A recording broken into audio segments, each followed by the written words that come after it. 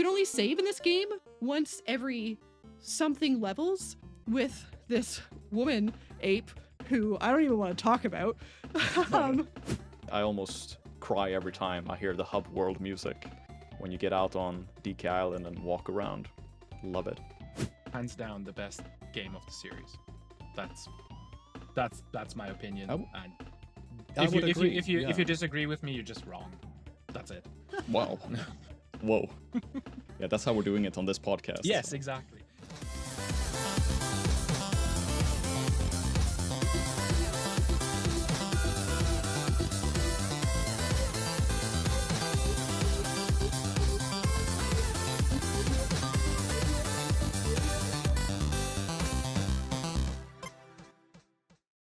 Welcome to Save States and Fetch Quests, where we journey back to the games that defined our childhoods.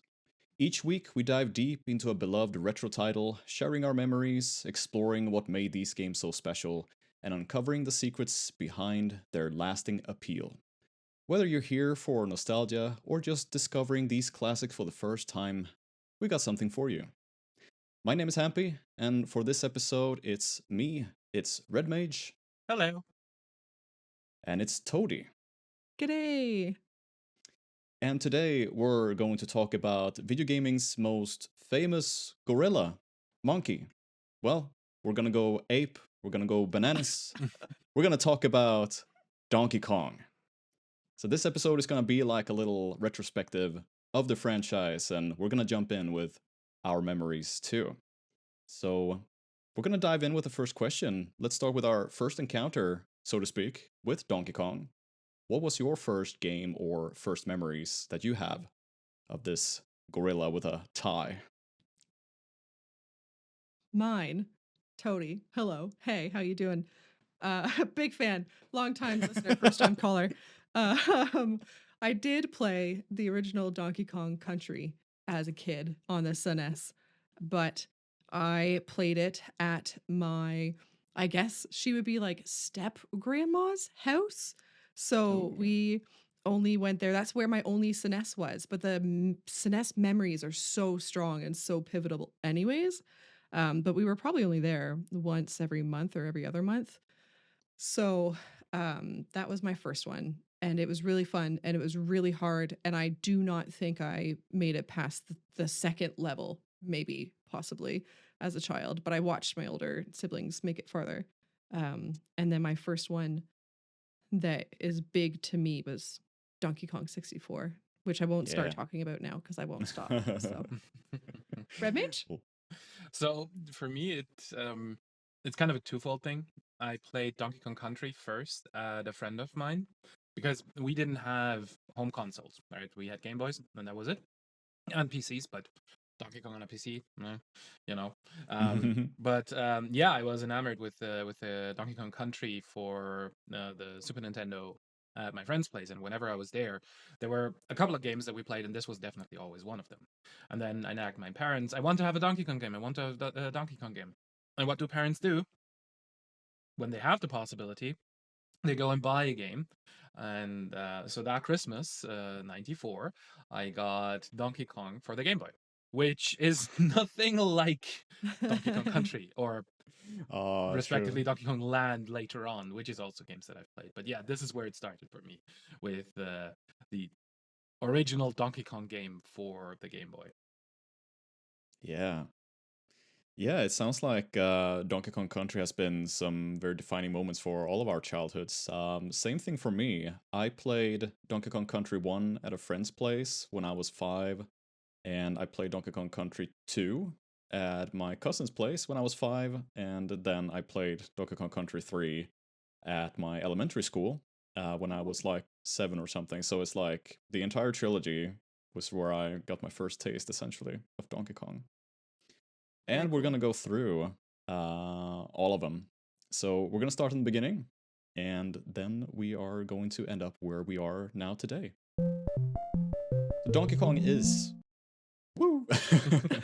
Donkey Kong is one of the oldest franchises that we have in video gaming if you count in the arcade games that arrived in the beginning of the 80s. And completely different time when story and video games were quite new. saving a girl or princess was the ultimate nerdy reward for most games of that time. But at the same time, you could flex on your school rivals with an impressive high score. And Donkey Kong Arcade is timeless. It's so much fun to play still to this day with trying to get a high score. And now you can brag about it with your colleagues at work, but they will not understand what you're talking about. But you can still brag about it.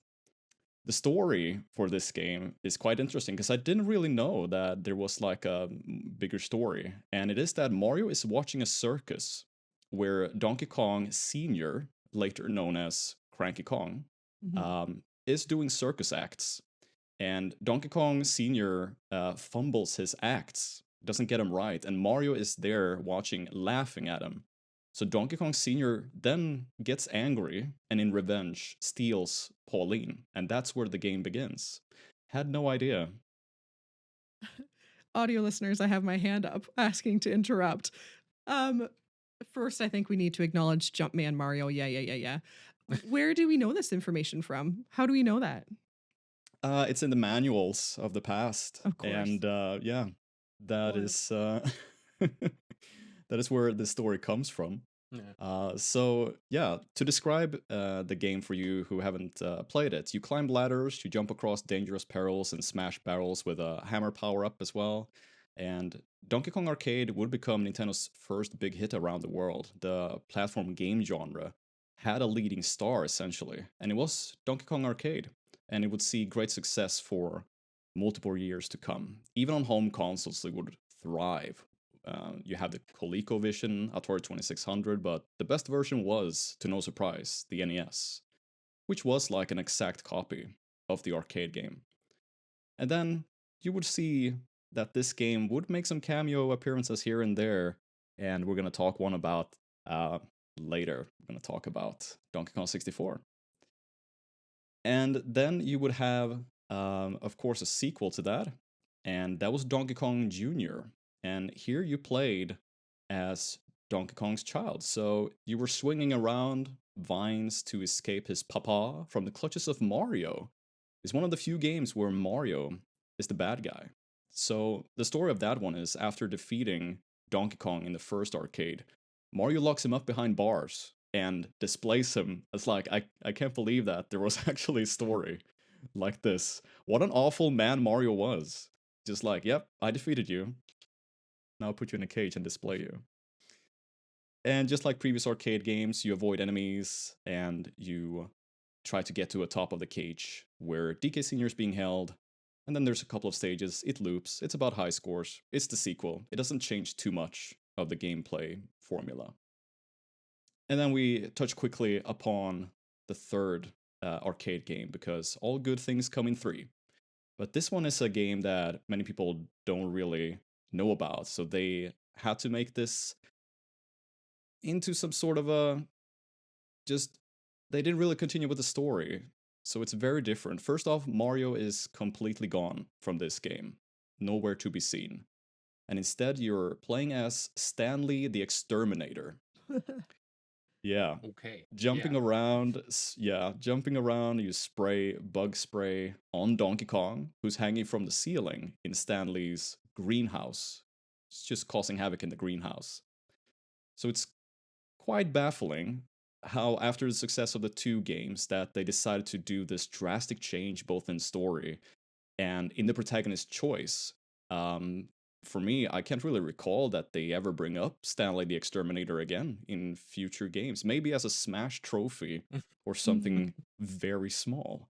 But there's no connection to the earlier games with Donkey Kong 3. It's just DK just goes ape in a random greenhouse. That's the story. That's the one we put out there. So no surprise, Donkey Kong 3 was a commercial failure, mostly also because of the video game crash of 1983. So Which kind does of a make bad sense, timing. Yeah. Yeah. Probably the Yeah. worst time to release a game. Yeah, I think so. And due to that, it actually killed the Donkey Kong franchise for 10 years, as DK was not really featured on the NES with a new release, unless you count Donkey Kong Jr. Math. because that is the one new game that we got for the NES, and it's a big sigh. It's a big laugh. Maybe wasted opportunity because it's Donkey Kong solving math questions. No plot, just math. So my question to you is, what do you think about mathematics? Well, I mean, I don't really want to get off on a tangent here because some puns, math puns, are integral to a good conversation. But that's about all I got. What do you think of math, Red Mage? I'll just say that I can count to 10 in about 10 languages, and that's it. That's my math Nice. skill. That's impressive. Well, I can't don't do know that. if it's actually 10. I would have to cheat a tiny little bit with calling different varieties of German actual languages, but you know what I'm saying, Yeah. right? It's Yeah, yeah. it's math. Coming soon to a future podcast episode. Oh yeah, math games. Yeah, that'll be our Oh my 10th God. episode special. But the Yeah. the NES had quite a few like edutainment games, I think, right? Like I feel like that was a bit of a section of experimentation, there we go, for Nintendo. So I'm not surprised to learn that this exists. Yeah, not Yeah, only in the it's- Nintendo range, right? There's so many edutainment games out there that from so many great publishers as well, that also Nintendo had to get into that because it is a big market Right. still Right. to this day. Yeah. Yeah, we got some very funny ones. I think it kind of connects to the Super Nintendo era as well. We got Mario is Missing, which is a very interesting title on its own. Like, oh, Mario is missing, but no, that's also edutainment. And Mario's Time Machine comes to mind as well. Wasn't there So yeah, one there's a that taught you how to knit via Mario? I think that Yeah. existed. Yeah, there was Yeah. there was certainly a lot of those. So Donkey Kong Jr. Math belongs to that category for sure. Good loop back in. I'm proud of that. Yeah, yeah. But now, my dear friends, we are entering the era that would cement Donkey Kong into the legendary video game character that he is. It's the Super Nintendo era. And it was in 1994 that we got Donkey Kong Country, developed by the British studio Rare, who would inject new life into the Super Nintendo as well by presenting gorgeous 3D-rendered models turned into a 2D pure platforming pleasure. And we also got introduced to the dastardly Kremlings and a gang of crocodiles who would steal Donkey Kong's bananas. The entire horde was missing. And then you had DK calling in his nephew Diddy Kong, who was also new, and to chase after the new and awesome antagonist, King K. Rool. And what follows is magnificent adventure through jungle, mountaintops, deep sea, forest, industrial area, dark caverns, yeah, name it all. So let's talk about the first Donkey Kong Country. I think it's worth starting this section, introducing this section, if you will, with the intro of that game. Holy smokes, I did have to kind of like rewatch it to remember it because I was 4 years old in '94. But I wonder how many kids understood at the time what was going on. But you see who we now know as Cranky Kong, which is like the OG Donkey Kong. He's doing his not megaphone. What is that thing called that puts music out there that's old? Gramophone. Gramophone. And he's cranking it. And he's just jamming and he's vibing because he's done with his old ways of being caught in a cage, apparently, learning that. And then you see Donkey Kong, who we know as Donkey Kong now, come in with his like new boombox thing, and he's all just cool and laid back and wants to jam, man, and like it feels very 90s cool dude. It's so fun, and I really like how the girders are there. The red girders exist on the bottom, so that's kind of like a throwback or whatever. And Cranky Kong throws the barrel at Donkey Kong. It just, I don't know, to me as a child, when I was watching it, it just made me fall in love with Donkey Kong being a cool dude and like personality. But then now as an adult, I'm like, oh yeah, I understand all of these references. And I really appreciated how immediately it gave you kind of what's going on. And also just immediate kind of intrinsic insight into the personality that is Donkey Kong. Because I think one thing that's very memorable to me for the Donkey Kong series is their personalities. They're so prominent. And the beginning of Donkey Kong Country demonstrated that. Yeah, So, very true. For me, it was always um, since it wasn't my game, right? I wanted to get into action right then and there, right? So the beginning was, oh yeah, you listen to it once, twice, you saw it, it was fun, it was great, but then you wanted to play, right? So at some stage you just unfortunately skip all of that. Today I wouldn't do it, but at least not as mhm. often. But back then it was just, oh yeah, let me get into the game, because this gameplay, it was so different from all the other platformers that I was used to at the time. Think Mario like platformers where you have, yes, you have a protagonist that you're playing with, you have a little bit of animation with that protagonist, and maybe you have a sidekick like Yoshi on Super Mario World, right? But there was not that much to the character visually and how it presented in gameplay.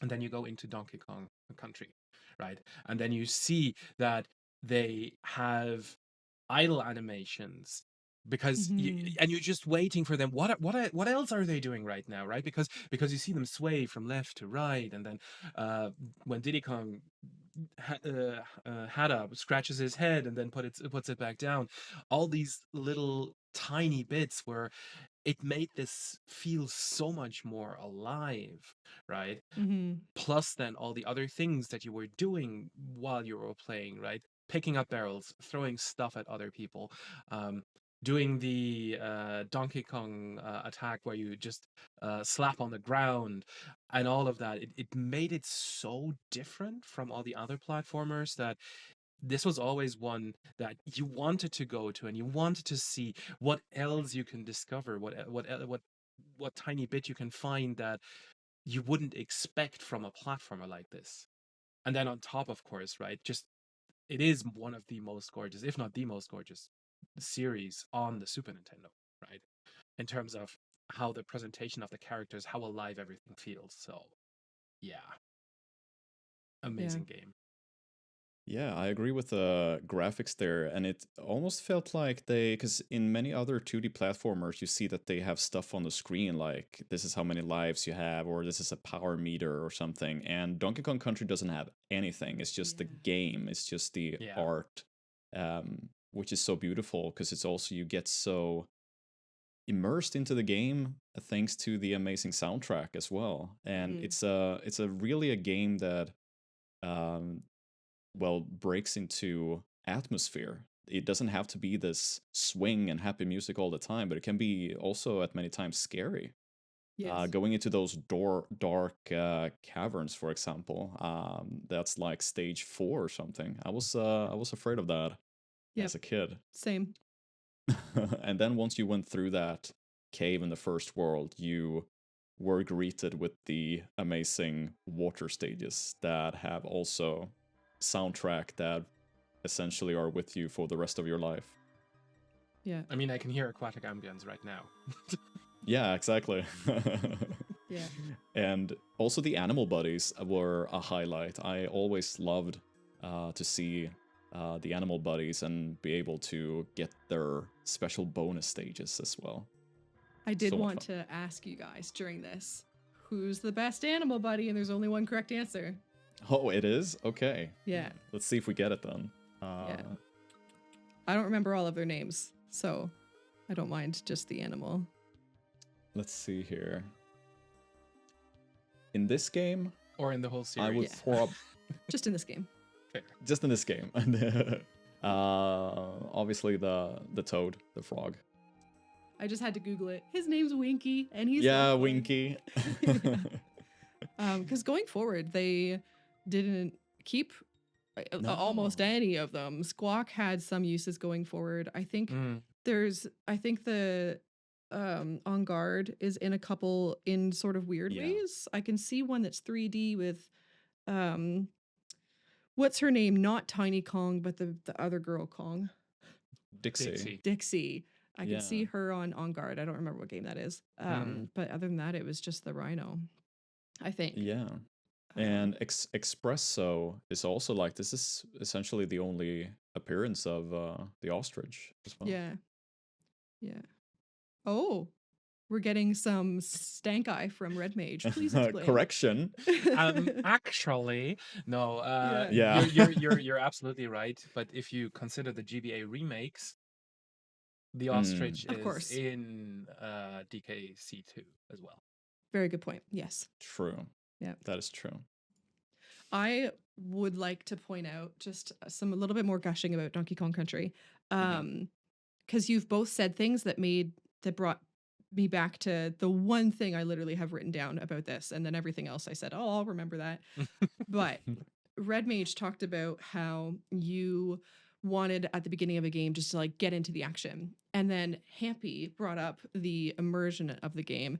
And I just want to throw out there, and I'll harken back to this later, how wonderful I think the like tutorialness of Donkey Kong Country is, because there basically isn't a tutorial as you could know it today. Like if you say to someone, what is a tutorial like? They'll think a screen popping up telling you press A to attack or whatever.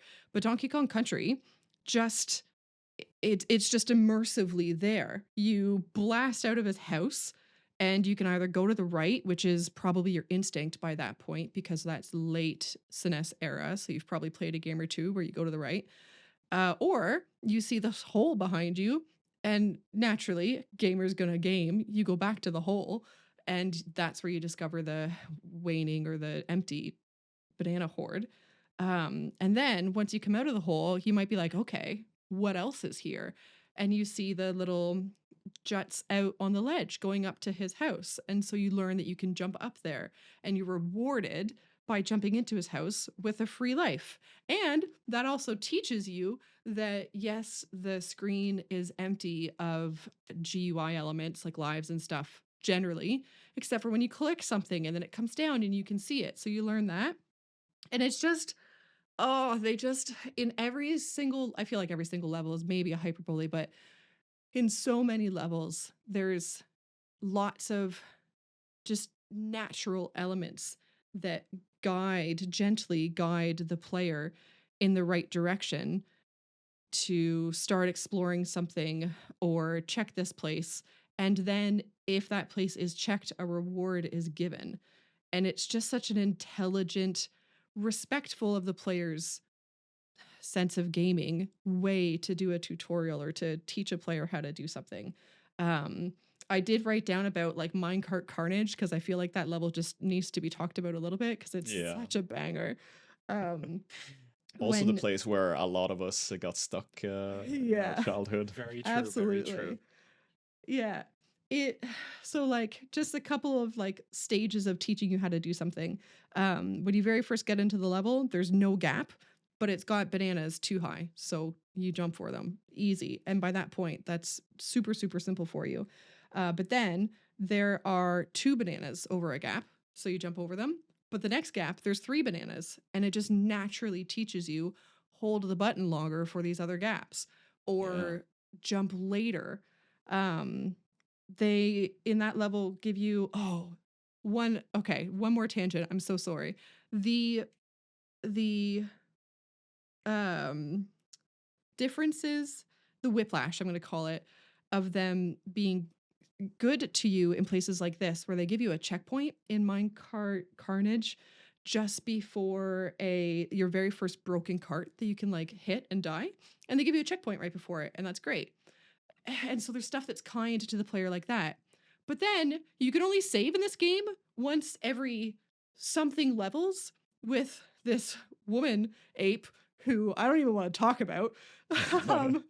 I'm going off on a big rant here. But that part, I think, is a huge reason why I am probably my siblings never actually finished the game as a kid.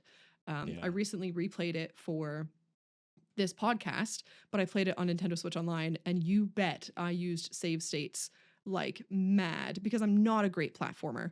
So I just had to make that accessibility for myself. And with having saves, maybe at least at the beginning of every level, it would have just been so much more approachable. But I recognize that's maybe a product of its time and all that sort of thing. Um, Darn, that game's tutorial stuff was so good. Yeah.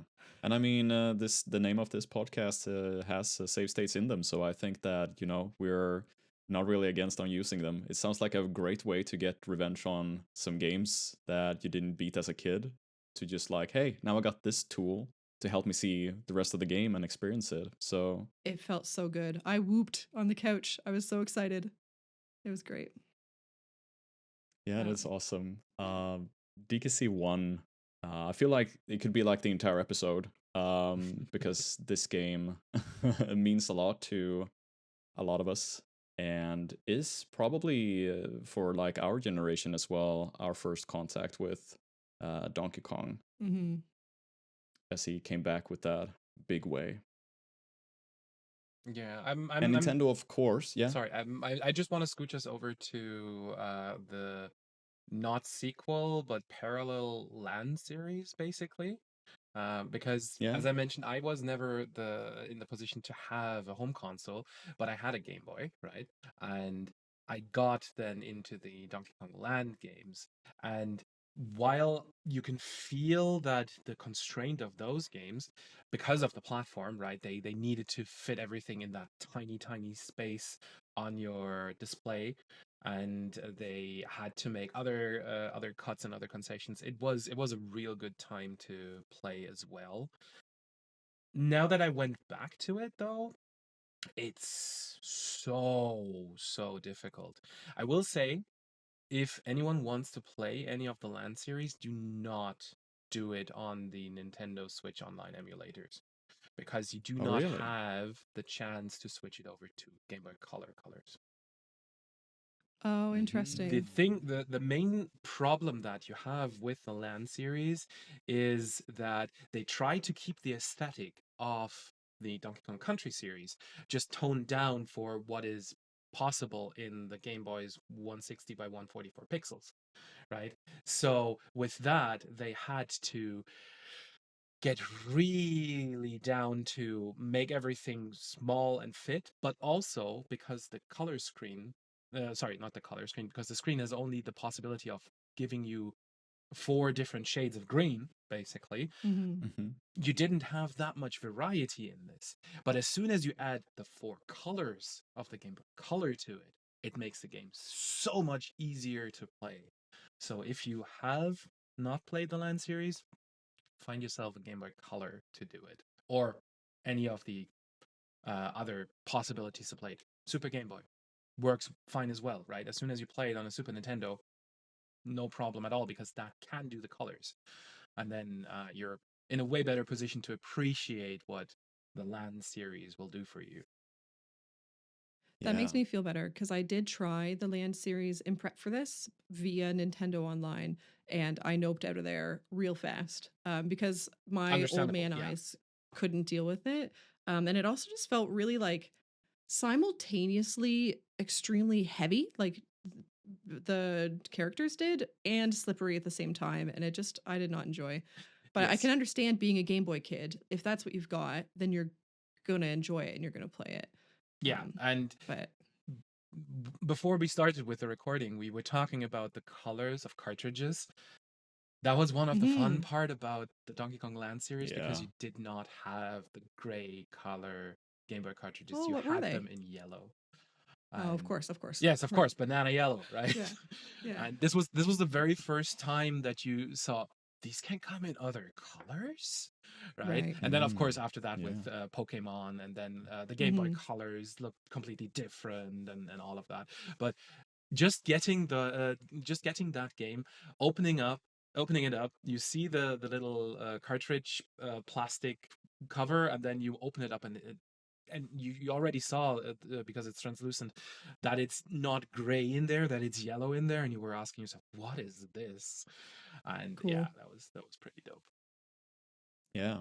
And I would say that those are some of the most gorgeous Game Boy games of the original Game Boy that you could find, because Rare really put in a lot of work trying to, like, okay, we have Donkey Kong Country, how can we put that on Game Boy? It wasn't like when they tried to put Mario on the Game Boy, because Mario Land, he's so tiny, so small, it's like Hmm. a few pixels, but they really went all in with Donkey Kong Land. All three games look amazing. You can really tell, like, details Yeah. on the characters as well.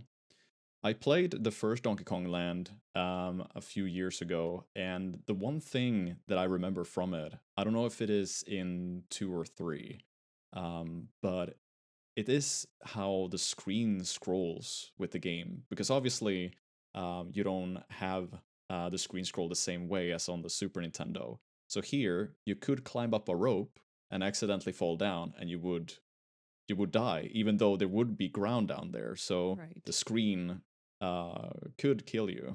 So in a way, the Donkey Kong Land games are also a lot harder than Donkey Kong Country. Yeah, And they also, fixed parts of that in 2 and 3. One was real obnoxious with that.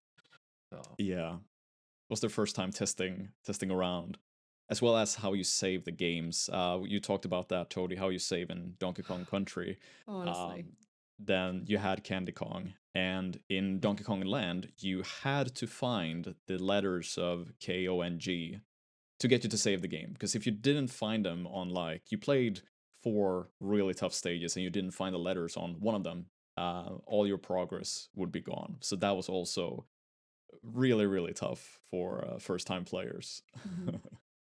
It feels like a lot of these early Donkey Kong games were so innovative and sort of like experimental, and I can see them leading the way to what becomes staples in future games, and even making mistakes that future video games know not to make, like what you've just mentioned. That sounds awful. I never knew what those letters did. But yeah, wild. Yeah, when you said like in innovative, DKC. sorry, go ahead. Oh, like when you said in DKC 1, the letters were like 1-ups, but here they Hmm. were so important. Yeah. Hmm. Yeah, Red Mage. But just because it triggered something when you said innovative, um, did you know that originally the sidekick for Donkey Kong Country was supposed to be Donkey Kong Jr.? Oh, no, I didn't know that. So when basically the whole story is that when Nintendo went over to Rare to have a look at what they were doing, that was before they were second party. They saw all the great work that they had with all the previous games, like um, one of my all-time NES favorites, Snake Rattle and Roll, and some of the other Rareware games, that amazing games all together. So they gave them concession for going into doing they gave them a lot of money. They made them a second party source, and they gave them the access to the Donkey Kong IP. And they started, and they said, okay, we want to have this. We want to have the two characters in there, right? And what characters do we have? Of course, we have Donkey Kong and we have Donkey Kong Jr. But because of the graphics that they were targeting, because they then bought these fancy SGI devices to do all the graphic stuff that you now see in Donkey Kong Country, and they needed, of course, to redesign the characters. And with Donkey Kong, they actually went reasonably well to make Donkey Kong the same visually as Donkey Kong. But when it came to redesigning Donkey Kong Jr., they first had it in as Donkey Kong Jr., but they then switched over to, oh, this is too far away from what Donkey Kong Jr. looked like. So instead, we're making this a new character, but how do we call this character? And then they used the British term of Diddy, which is a small Oh, child, and called him right. Diddy Kong. So Mm. that's how we Cool. got his nephew, Diddy Kong, instead of his son, Donkey Kong Jr. Right. Yeah, and it's interesting because the original Donkey Kong is Cranky Kong, Hmm. and Donkey Kong Jr. is the second. And I think I read somewhere that Donkey Kong in Donkey Kong Country is Donkey Kong the third. It's So apparently it debated. It's yeah, it's apparently like debated. I've debated if seen a lot of he's those family trees yeah, on the internet and such. So super it's interesting to interesting. see. We can move on to the sequel, because Nintendo, of course, had to capitalize on the success of Donkey Kong, and Rare gave us Donkey Kong Country 2, Diddy Kong's Quest, that was released only a year later. They were fast on that, Mhm. goodness. And even though PlayStation was out, DKC2 managed to convince people that Nintendo were not done with the Super Nintendo just yet. And they raised the stakes for this one because the story is that they kidnap Donkey Kong instead of the Banana Horde. So King K. Rool is on that, and Diddy Kong calls in on help from Dixie Kong to go after them. Let's talk about it. I mean, hands down, the best game of the series. That's that's my I, opinion. w- And I would agree. if you Yeah. disagree with me, you're just wrong. That's it. Wow. Whoa. Yeah, that's how we're doing it on this podcast. Yes, So. exactly. No, specifically talking about the Super Nintendo series, right? I don't want to go into Mm. any discussions of which platform has the best Donkey Kong game because I'm definitely not the person to talk about that.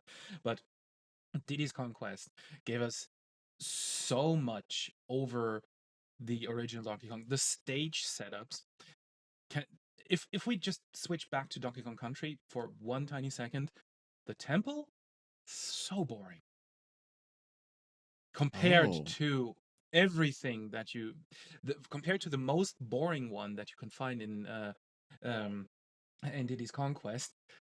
The temple can't stand up against that, right? And it's the whole set design. They went out of their way to make it even more fun to look at. They had even more tiny tidbits everywhere. The whole stage design felt so much more alive. But also, Yeah. I think with Donkey Kong Country, they tried, and I'm coming back to the temple with that. They tried to make it a little bit more into, oh yeah, this could be a jungle temple, just with how the Super Nintendo presents it. With Donkey Kong Country 2, they went away with it and they said this is a comic game, right?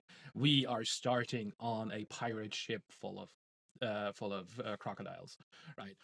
Yeah. Come on, and and then move Who doesn't on. like a pirate ship? Yeah, Like, yeah, good start. exactly, and then move on from there. So yeah, Donkey Kong Country 2. This was the first game that I bought for my Famicom, for my Super Famicom when I bought that one. That was the first game that I bought for it. Yeah. And when you mentioned the pirate ship, it's like, yeah, the environments in this game, they're also like, I feel like they're very gloomy in this game. Makes it very interesting. It's like many of the music is melancholic but beautiful. You have the volcano that you go through immediately after that, and then you have the amusement park as well. Crazy haunted amusement park. And then you have the bog as well. Mm. But same thing there. It's like it's beautiful with the music. Like the atmosphere is so good in that game. And the way I feel like with the way they implemented the how do you say, the chemistry between Diddy and Dixie, like you could pick up both the characters, you can throw them around to get to secret areas, and you can use Diddy for speeding through a part by doing the cartwheel, or you could use like Dixie Kong's hair to helicopter through to other platforms and just explore the stages from left to right. And one more thing that I'm going to talk, I could feel like I could talk about this game a lot as well, but I gotta also mention that this game really nailed the collecting aspect as well, because in Donkey Kong Country 1, it is fun to look for the secrets, but when you reach the end, and there is not much reason to go back and get the other secrets because you only get one-ups. Yeah. While here, if you go back in Donkey Kong Country 2, you get to collect all the items and such that you need for unlocking secret stages, and then in turn, a secret final boss and the, so to speak, real ending. It's very impressive and just Yeah. very fun. It was just about enough.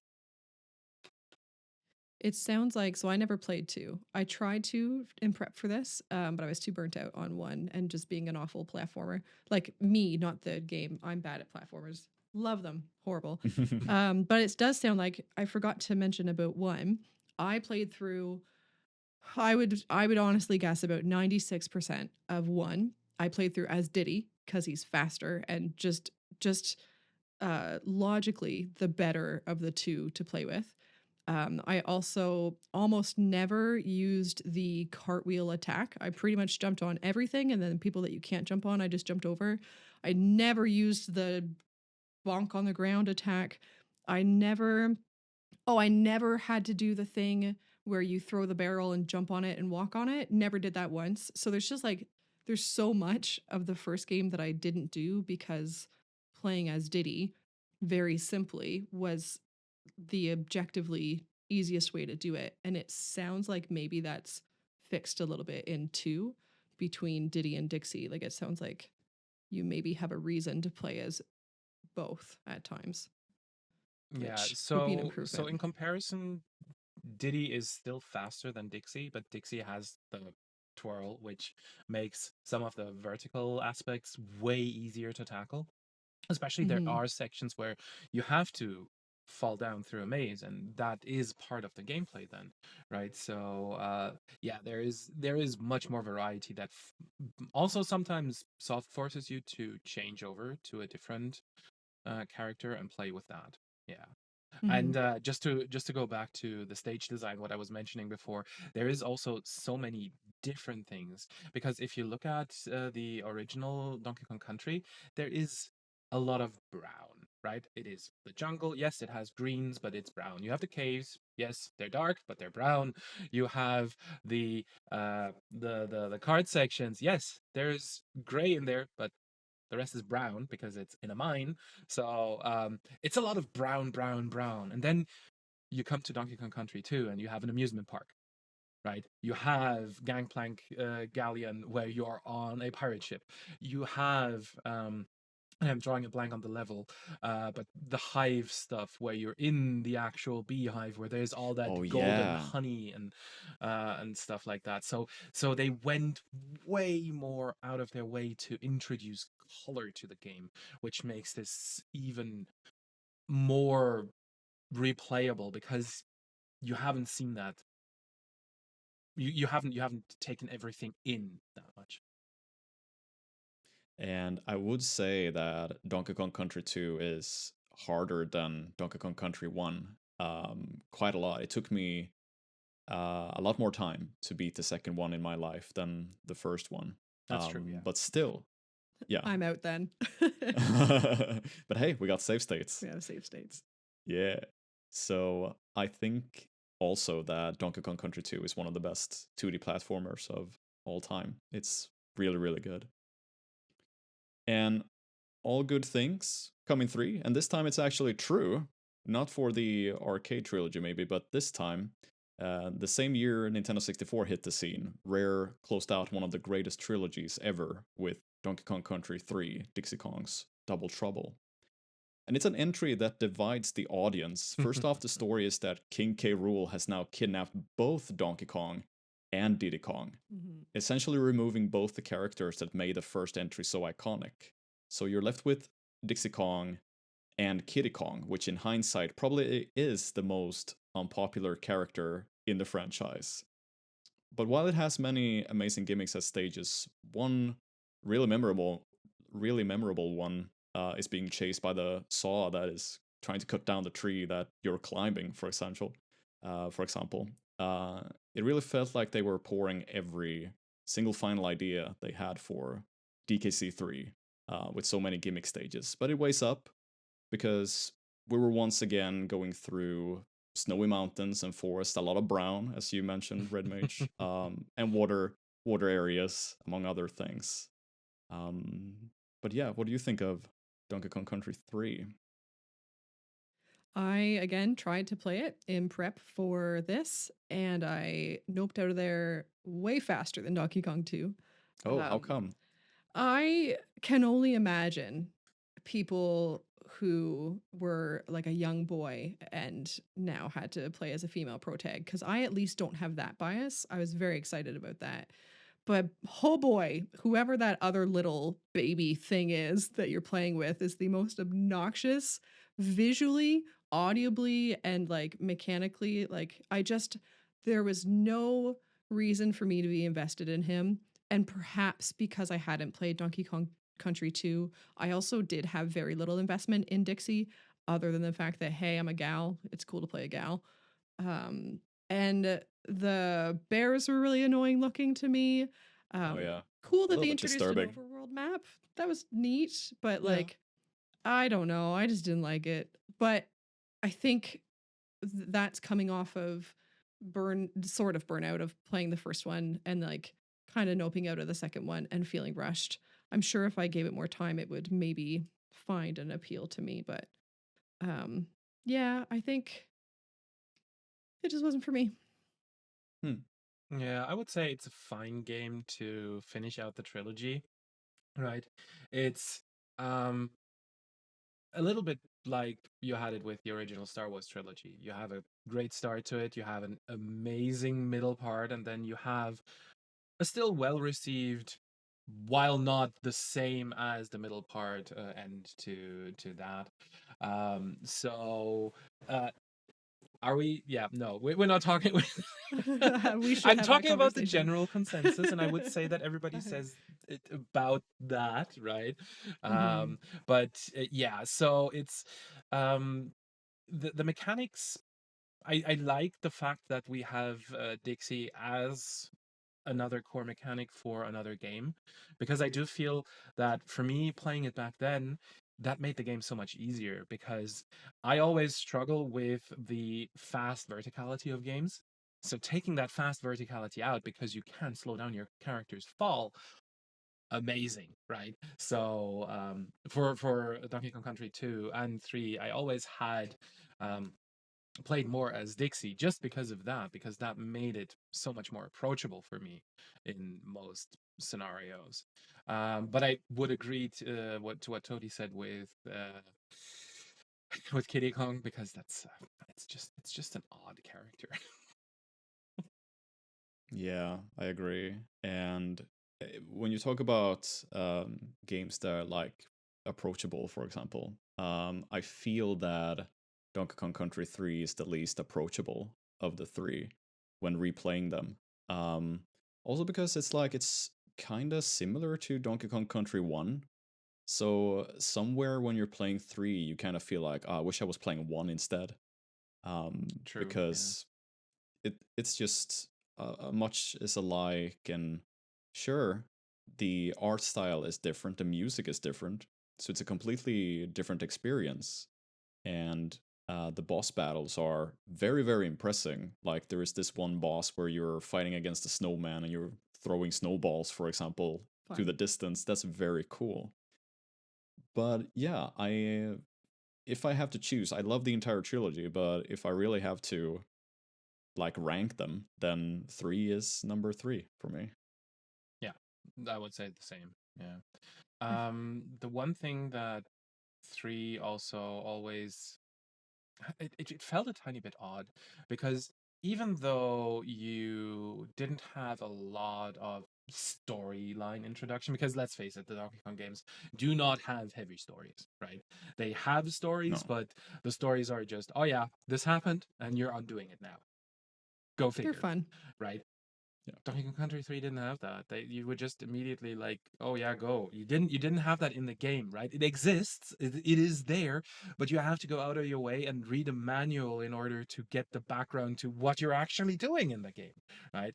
At least with, as Tony mentioned for Donkey Kong Country already, with the first game, if you go back and if you go in that cave, you see that your bananas are gone. You have that story Yeah. introduction in the game, and the Mhm. same thing with Donkey Kong Country 2, where you at least get the information that Donkey Kong has been kidnapped, right?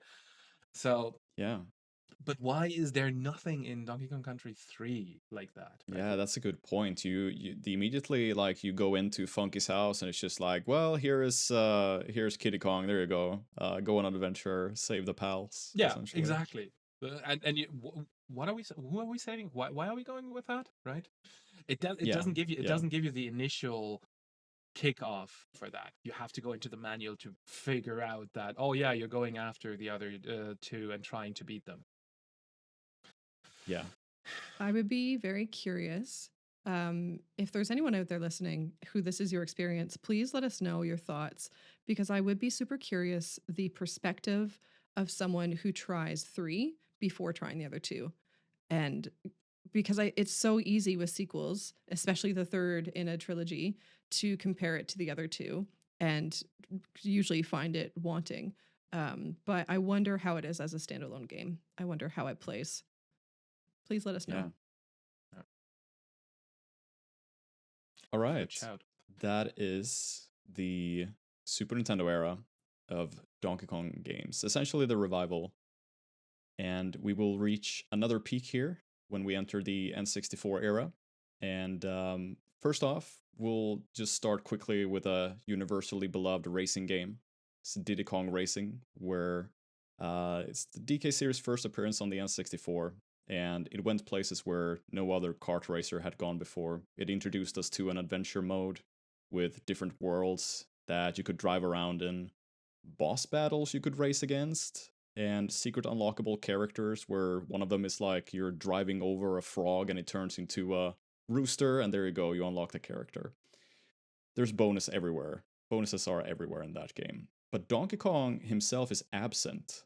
Diddy Kong is the starring role alongside many of his friends, and this was the first time we saw Banjo from Banjo-Kazooie, Tip Top being an NPC in Banjo-Kazooie, and Conker from Conker's Pocket Tales and Conker's Bad Fur Day. And this version was essentially Conker before he touched the alcohol. So it was very, very different. And from the beginning, this was supposed to be RC Pro Am 64, meant to bring back the NES series of the two games. And Timber, the little tiger that is playable in that game, was meant to be the mascot. But Shigeru Miyamoto didn't think that it had a strong enough branding to capture the audiences. So Rare switched it up to Diddy Kong Racing, and the rest is history. And that is another one. It is very kid-like. You hear kids laughing and such and singing as you're driving through the game, and all the music is also very like kid-like in a way, but I find myself returning to this one at least once a year because of the gameplay and the music, the atmosphere. The Christmas music from that game, I feel, is heard everywhere when it comes to content creators and such as well. Very, very good music from that game. Yeah, a kart racer with a plot. Who ever would have known? I have never played it. In prep for this, I looked it up and watched a little bit of it, and my takeaway is that I should give it a go. But my first and only kart racer that I played was Mario Kart for the SNES. So I'm Ah, lacking. And so I'm excited to give this one a go because it does. It looks like a hoot. That's it really, definitely is. yeah. Yeah, same goes for And me. I haven't played it either. I have only watched people play it and seen a few YouTube videos here and there mentioning it or outright that are about it. But it's yeah, it looks very fun. And I mean, story based kart racers, we do not really have them. I mean, the only two that come to mind are this one and then Crash Team Racing, and we probably know which one is the better one, right? yeah, I feel that at least. And then we have another one on the N64, which is the world record holder of the biggest item collectathon in history. And the Donkey Kong universe got expanded in a big way here because they introduced an entire family of Kongs. And you had Donkey Kong, of course, that could ride mine carts and fly through barrels. You had Diddy Kong, who could fly with a freaking jetpack. And now you also had Lanky Kong, which was an orangutan who's a distant cousin. He can handstand when he needs to and inflate just like a balloon. You also had Tiny Kong, who is Dixie Kong's younger sister. So it's like this is kind of where like the family tree starts to form in a way. Mhm. And you also had Chunky, which was Kiddy Kong's older brother. Oh. And yeah, so it's really really cool. And really that I mean that's not enough of just DK64. It is a huge adventure with 8 different worlds and a ginormous hub world as well. Golden bananas everywhere to collect. Same plot as the first DKC essentially. They steal all the bananas and King K. Rool stole them all. But they also mix in the other Donkey Kong Country games because they kidnap all the other Kongs that you need to find to unlock. So combining ideas from everything that is, it's kind of like a celebration of the Donkey Kong games. It's so good. It's so good. This is where I'm looking at our timer and we're already almost an hour into this and I'm like, "Oh no, I have to keep this short." But oh my goodness, there's so much to talk about. The whole record holder thing for the collectathon, I think that is one little piece of information that people like to pluck out and just blame. Okay, so rewind for a second here. Going into this, until planning to talk with you guys about this, I just assumed that Donkey Kong 64 was absolutely cherished and beloved by everyone. Um, and I've learned that that apparently is not the case. It apparently is somewhat divisive, at least. And a lot of people don't love how collectathon-y it is.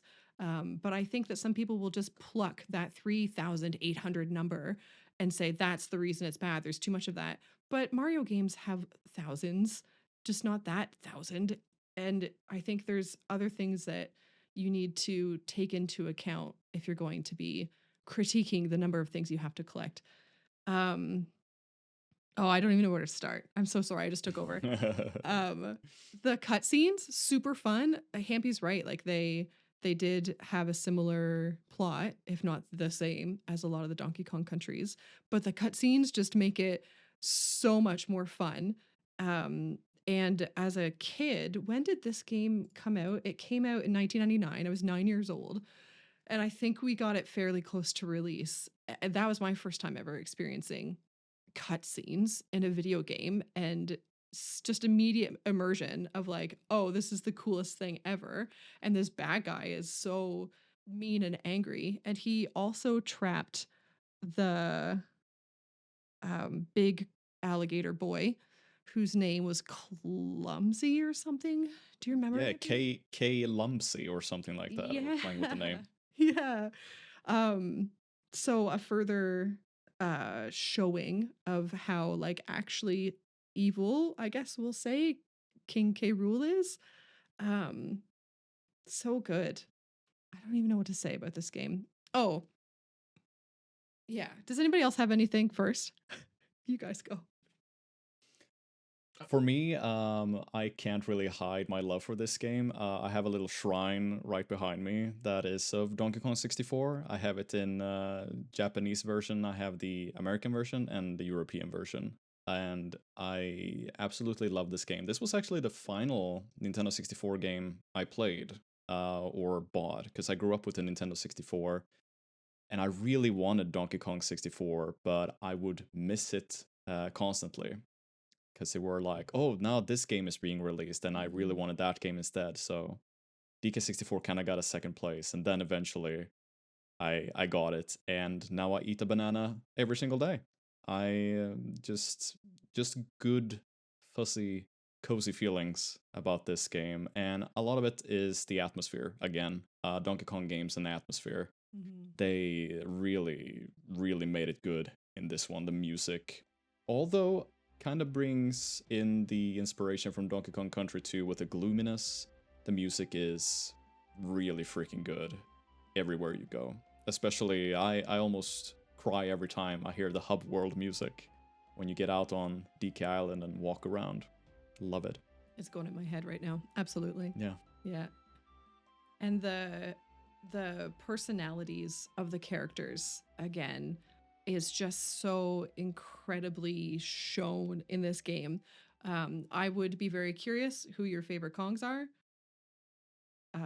Mine is 100% Lanky because he's just such a goofy, laid back, super fun dude who is the most fun to walk around with because I used his handstand thing in the same way that you do the Talon Trot with Banjo. He Ah. plays the trombone and I play the trombone poorly. Oh yeah, that's true. He's such a cool little dude. And I think yeah, there's just all of their personalities shine so hard. Like it's tough when you're describing who they all are and sort of the way that they fit into the games. If you come to like Chunky Kong, you're like you can't describe him as the strong one because Donkey Kong's already kind of the strong one or whatever, right? He's just chunky. He's just big and chunky, and Yeah. they ooze the personality. It's so fun to play every one of them. I think Rare, like they put their whole ass into this. Yeah. They did every single thing, and I think the it's really easy for me, I suppose, to look at Donkey Kong 64 in two ways.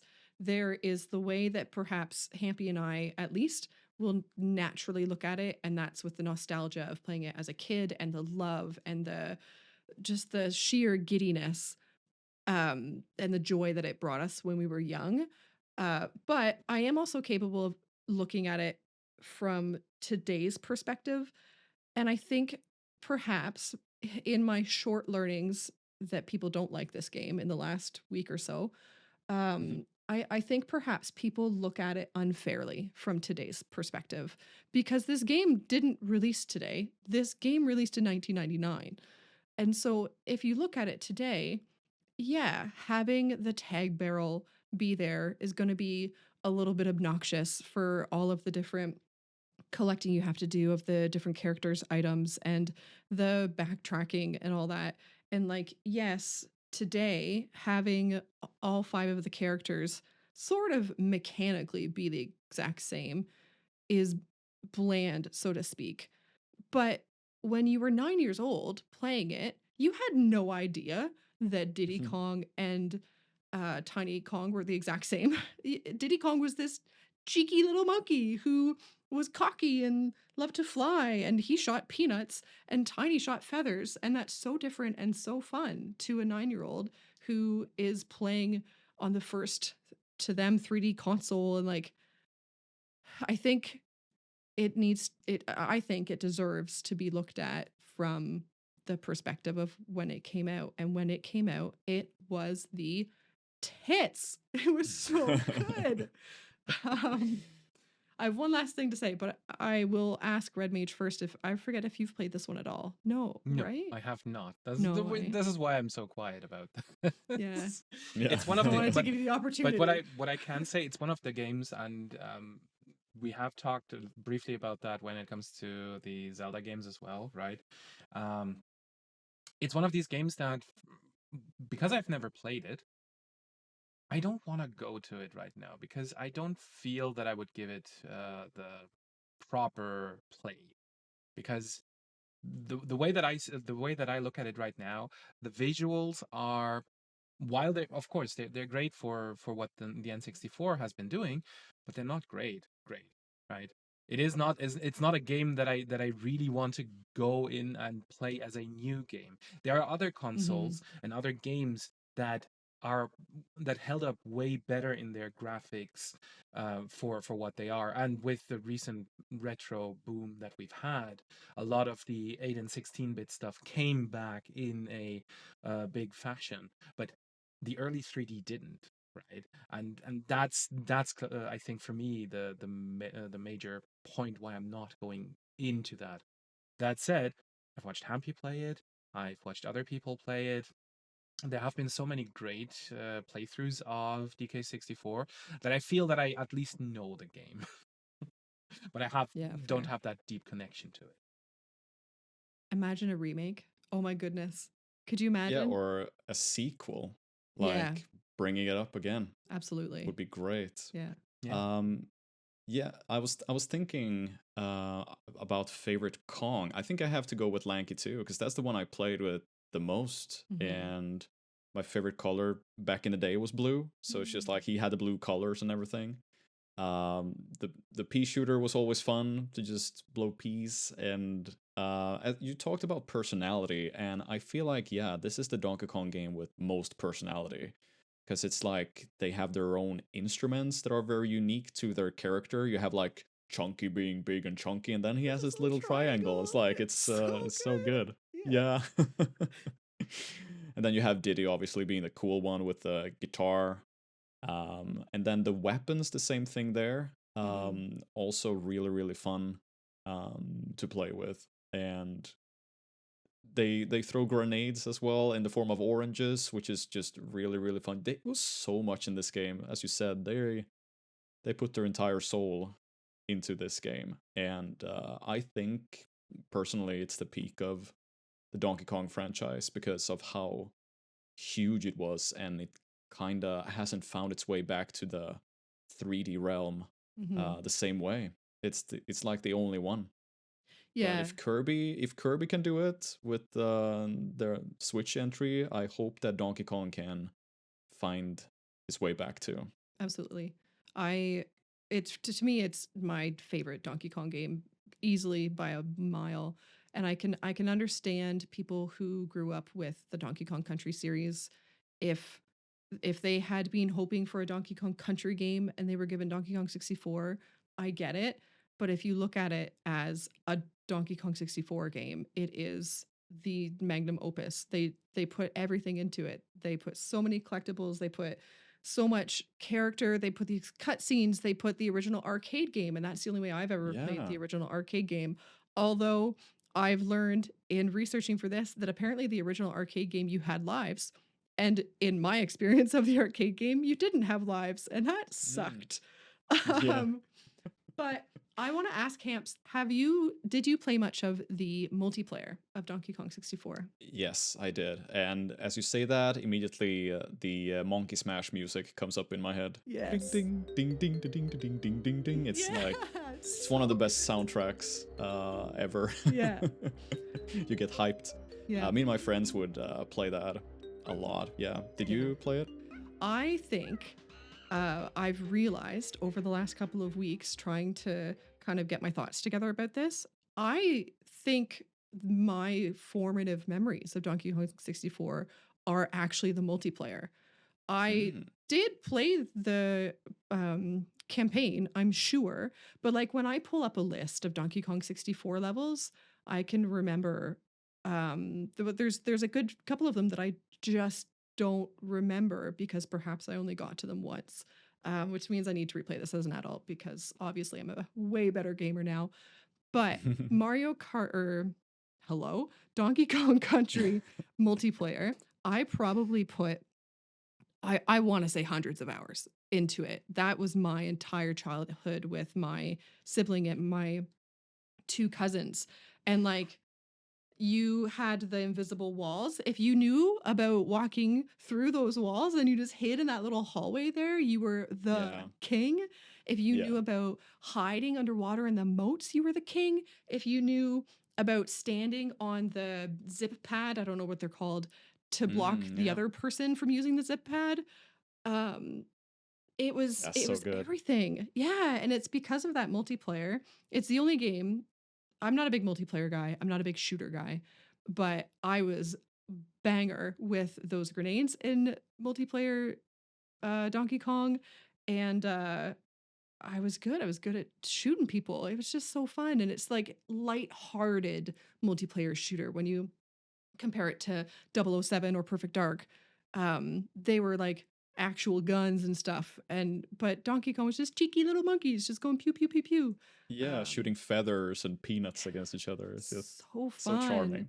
Yeah. And you could play as what was his name? Crumpy or Cruncher. Yeah. You mean the Kremling? Yeah. Yes. That's right. You could unlock him. Crazy. Yeah. Yeah. So I have decided that I'm going to replay Donkey Kong 64. I guess I'm going to have to hook up my N64 to a TV in this house. And I'm going to have to play the campaign because I don't remember it much. So much of my memory comes from the multiplayer. and it was so formative in my childhood. So shout out to Donkey Kong 64 multiplayer. Here's one thing that I will Hell say yeah. to that as well. I will want to play it because, I mean, I have seen so many people play it, and it just that I have taken myself away from it for myself for that reason. But I do want to play it, and I have the new analog 3D coming in at some stage once that's being Mm. actually shipped. Very So I cool. think that is probably the best place for me to then try to get into that game as well. Yeah, what a cool experience that's going to be. I hope That's so. I fun. hope so. Yeah.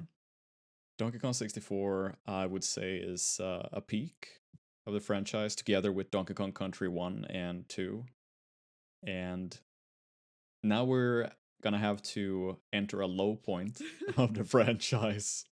I mean, it's a fun couple of games, but it's nothing what you expected when Donkey Kong hit the GameCube. I think a lot of us were expecting like a grand follow-up to the mighty Donkey Kong 64, but instead we were greeted with a pair of DK Bongos peripherals. Quite literally, you were I'm of hitting your course, game, right? yeah, exactly. And it's Donkey Konga that we're talking about. Not really much Donkey Kong about it. They were on screen, they were clapping and slapping those bongos to the tunes of Hungarian Dance Number 5 in G minor. Yeah. And Lady Marmalade by Christina Aguilera and so on. Like there were many, many songs, but yeah, you could technically say that they're a part of the DK universe. Locomotion by Kylie Minogue. Yeah, that's in the DK universe. Wild. It yeah. So it exists. I think it's two games that reached both America and Europe, and the third game was Japanese only. And as much as it is to play those games, they were experimental and interesting for their time. But if they just would have tweaked it a little bit, maybe Nintendo would have come close to some kind of Guitar Hero thing, because Donkey Konga was released before Guitar Hero. So it could be a big what if. Guitar Hero might have been a Nintendo franchise, who knows? I mean, hello, DJ Hero is one of my favorite Wii games. And at the beginning of Donkey Kong, we never even mentioned the rap. Hello. Oh yeah. But isn't Cranky Kong doing the DJ thing? He could Yeah, have he been our is. DJ Hero. Daddy Yeah. Miyamoto, please make this happen. Please give us a remake of DJ Hero that is Cranky Kong. That would be And it's wonderful. understandable that like DK played the bongos in Donkey Kong 64, but did he play the guitar? Like they could have done something, you know, Yeah. just tweaked it a little bit. And then in Donkey Konga you had some mini games where you juggled bananas by clapping your hands. That's how that works. That's how it works.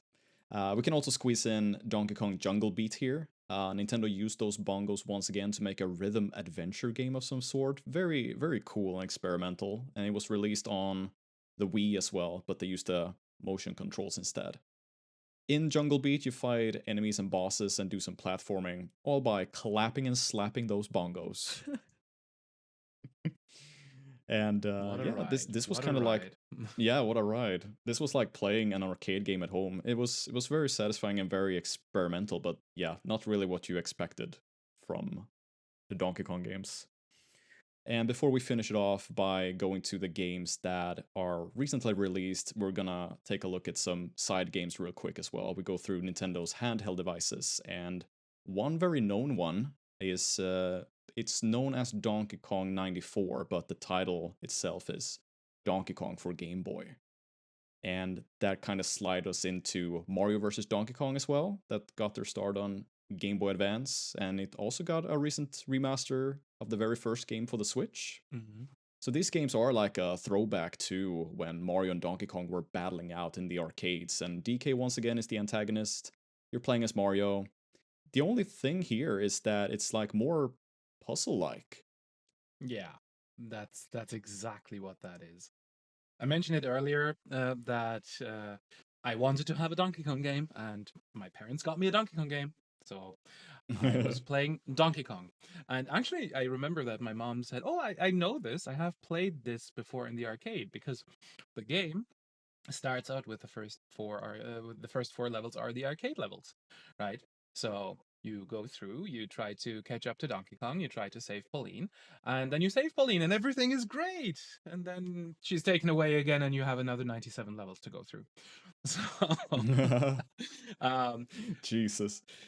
but Oh. yeah, it's more of a puzzle game because you need to in those games you need to find a key to go through a door, and then every fourth level only you will go and go head to head with Donkey Kong and try to get to Pauline again before he just disappears again for the yeah, as I said, remainder of the last 96 levels, and the 97th level, or level 101, is then the final battle level that you have in all of that.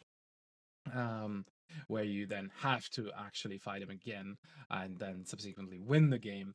But yeah, so it was kind of odd for me coming from Donkey Kong Country going into that game, but it is to this day one of these games that have really fond memories about, because there is this little bit of platforming in there because Mario can jump between the platforms somewhat. It's not a lot, but there is that part of it. So it is both puzzly because you need to figure out, okay, so how do you do this? How do you go through the sequence? And then also on top of that, it gives you that little bit of, oh, but if I try to bridge this gap with a jump rather than going what the level actually wants me to do, I might be able to do this differently.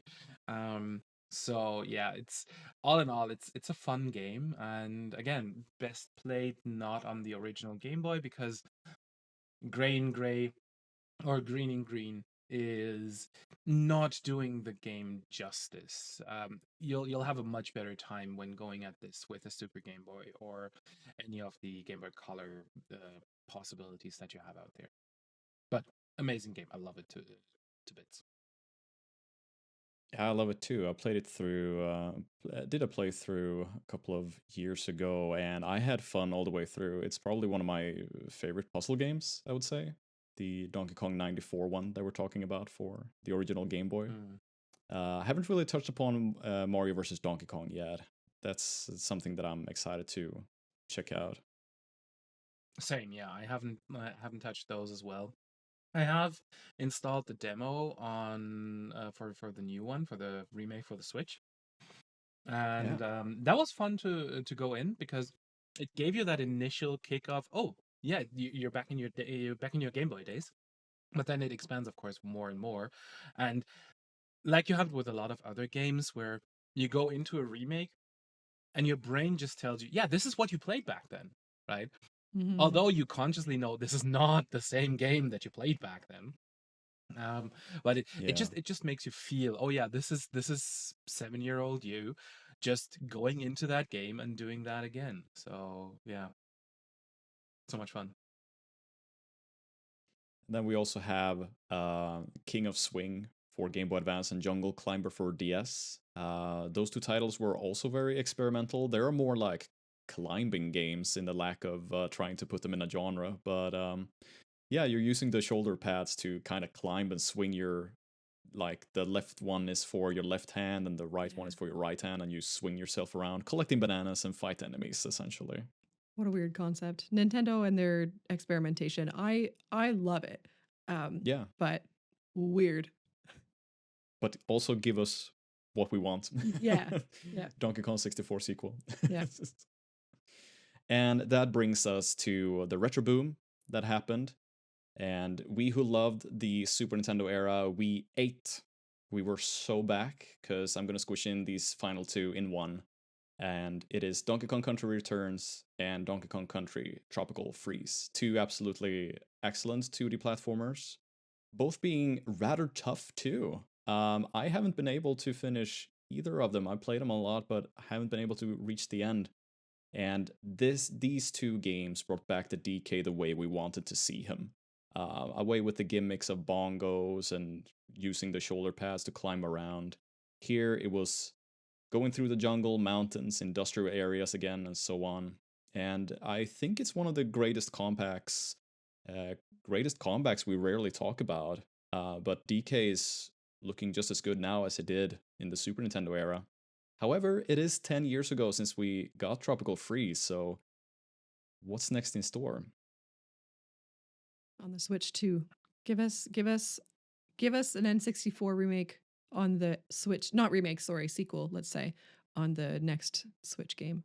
Yeah, I think But Yeah, I hope I so. think with remakes we're through because we have Donkey Kong Country Mhm. Returns, we have Tropical Freeze, we now have Donkey Kong Country Returns HD and Tropical Freeze on the Switch, which is Mhm. yeah. So we're just regurgitating the same two games from the ill-fated Wii U to over to the the Wii the last one in the Wii, and then the Tropical Freeze was Wii U if I remember correctly, right? Yes, But Mhm. yeah, yeah. so move that onto the Switch just because. Um, but yeah, we need something there, and Yeah, with the craze we need the next that chapter. exists around the games, I mean, it would be the next logical step to follow this up with something that follows up to DK64. I really hope so. And it felt like they'd done a lot what they could do now with Donkey Kong Country Tropical Freeze, because it was huge. They have a lot of different playable characters. You can play as Cranky, Mhm. like Pogo around on his stick. That's very fun. Mhm. And they brought back Dixie, and Diddy's in there too.